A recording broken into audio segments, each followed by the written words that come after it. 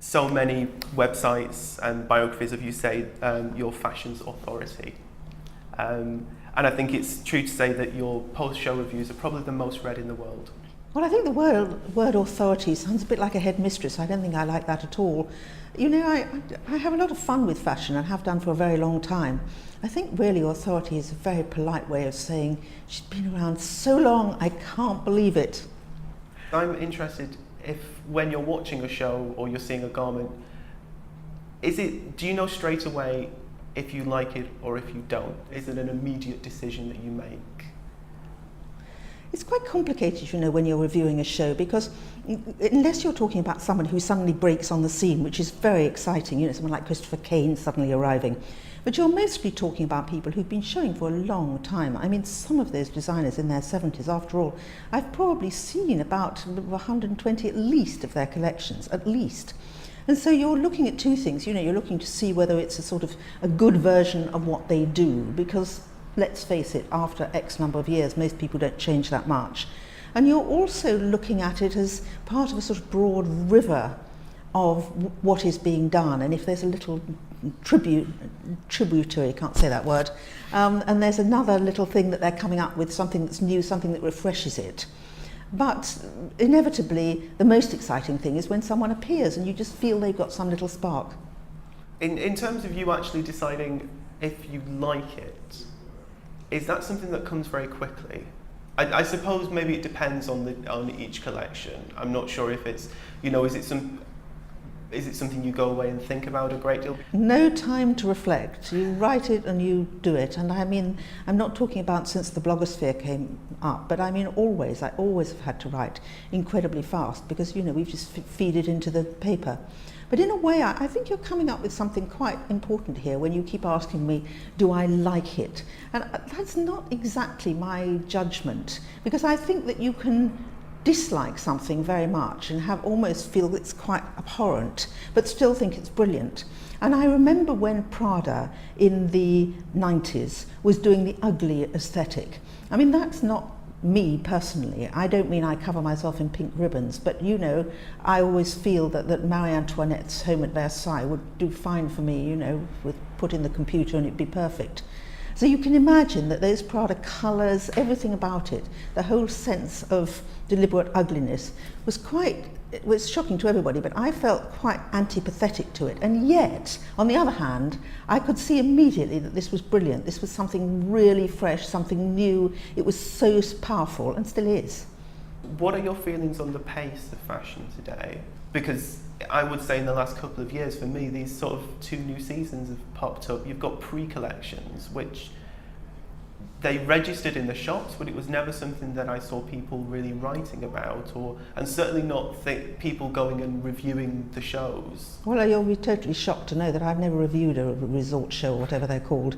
I mean, perfectly simple. I can't spend 3.5 weeks in New York looking at these shows. We don't have the budgets, the time, and also, you know, I find it aggravating because I think that if the point is trying to be made that as well as doing our fantastic show that's going to knock your socks off, we also do these plodding clothes or interesting clothes or different clothes.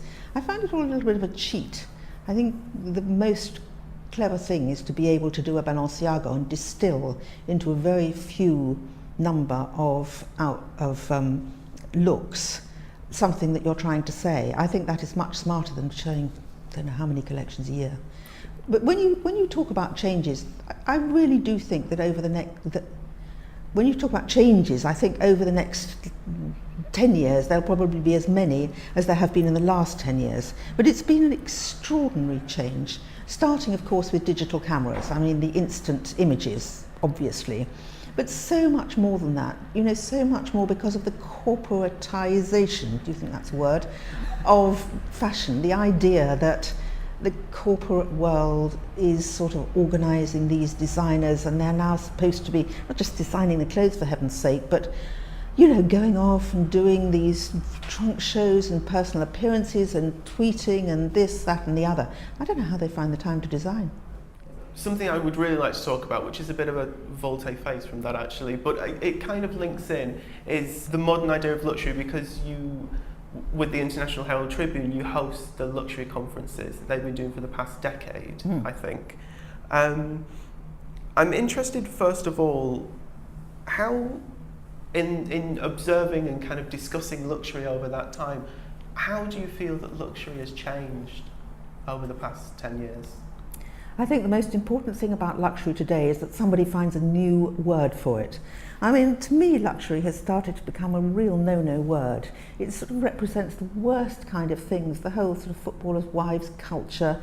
And I think it would be great if somebody could define, to me, luxury is something private. It's not at all flashy stuff. It's not at all that telling everybody that you've got 5 Birkin bags. It's much more something that gives you personal pleasure. But I know this is not a very good definition of luxury today. To me, it's all quite complex because so many countries, like the Chinese, for example, who are discovering luxury again. I mean, it's not like in the days of the Forbidden City that they didn't know what luxury was, but they've now rediscovered, as the Russians have, about luxury. And it's, you know, it's something really that it's about the feel and the touch and the way it's made. And it is interesting to me that a lot of brands now are starting to come back to the idea of actually telling people on the websites or in general that it's craftsmanship is an incredibly important part of luxury. I mean, we all know that anyone can copy a bag or pair of shoes, whatever. So the idea that something is beautifully and skillfully made, I think that's a very important part of it. But when we do these conferences, you know, we have different themes. In Berlin, we did techno-luxury and looking about how technology and luxury, how they could meet rather than be masses apart from each other. This year, we're going to go to Brazil, and it's hot luxury, meaning that the country is hot. And it certainly is a moment then when people are embracing luxury and finding it very exciting. Whereas there's a certain world weariness about luxury as a word in the general European culture. So I think different countries and different peoples are at different stages when they think of luxury. I mean, but my idea of luxury is very much a sensual thing. It's something that feels wonderful to wear, something that gives you some sort of often quite a secret pleasure, not something that you have to shout about to other people. We've looked at the present, but I would like to talk a little bit about your past. And I would love to ask a general question, which is something that I'm always interested to hear, which is can you remember when your interest in fashion first came about? Such a shame I didn't bring with me the little newspaper I made at the age of 5 that my mother still has. And needless to say, there's a little person in there who I'm sure was meant to be on a fashion page. Now, I've been interested in fashion as long as I can remember. And it certainly grew when I was at university, you know, definitely I felt. But before that, you know, I mean, I'm come from so long ago that there wasn't really a gap year as such then. But the year before I went up to Cambridge, I went to the Chambre syndicale school in Paris. So I actually do know how to make clothes. I very wisely realised that it was much easier to write about them than to make them. I'm always interested as to whether fashion is really talking about its own time or is sort of looking back to the past. I don't think you can ever separate yourself entirely from the past. When I say you, I mean the world. And sometimes I think it's good to have input. Certainly towards the end of a century, I think you always get that slightly nostalgic feeling of looking back. Don't you think that's quite over now? I mean, I don't feel that there are so many clothes around now that look like they were taken from somebody's closet or bought in stores, having older things. It's rather more directional to more futuristic now, I would say. I don't want to be hideously tacky, but I'd like to look back a bit into your past, because I was reading that you first started covering couture in the 60s as an assistant to Prudence Glynn, which is kind of an amazing time. How important was that for you? How do you think that shaped you as a journalist? Well, of course, looking back now, I think it was very significant because I did really understand what haute couture was in the days when the people sitting in the front row were neither paid to be there nor asked to be there nor photographed because they were there. They were actually genuine clients. So I saw all that, taking it in. But you know, how embarrassing is this to admit that I saw Coco Chanel. She's this little shriveled woman sitting on the steps with her little hat at Chanel, and I thought the collection was god-awful boring. And I didn't sit there at all thinking, I'm so fortunate to see Coco Chanel. It's probably one of her last collections, because you don't. Nobody thinks that when they're 21. It's only looking back you think, I was so lucky to see it.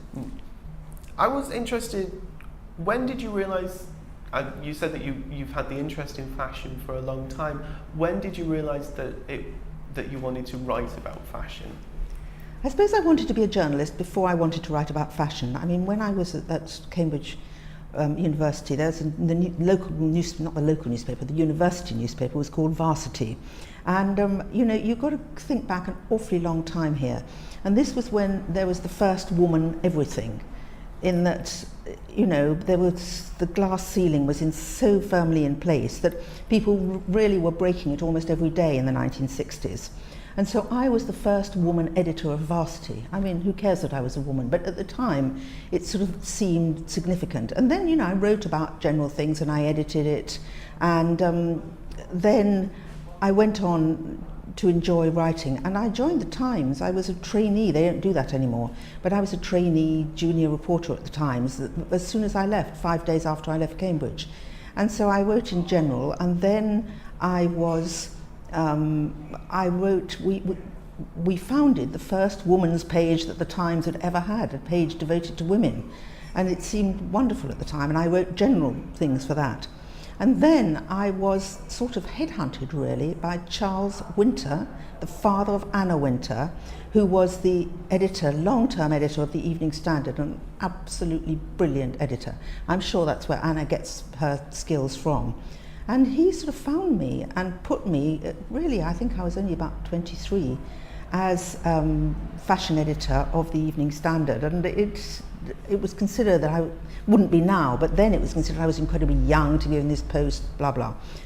And that's how I started. And I was very interested, and it was a very fun time. It was must have been by then, sort of late 60s, early 70s. And so fashion was a huge thing.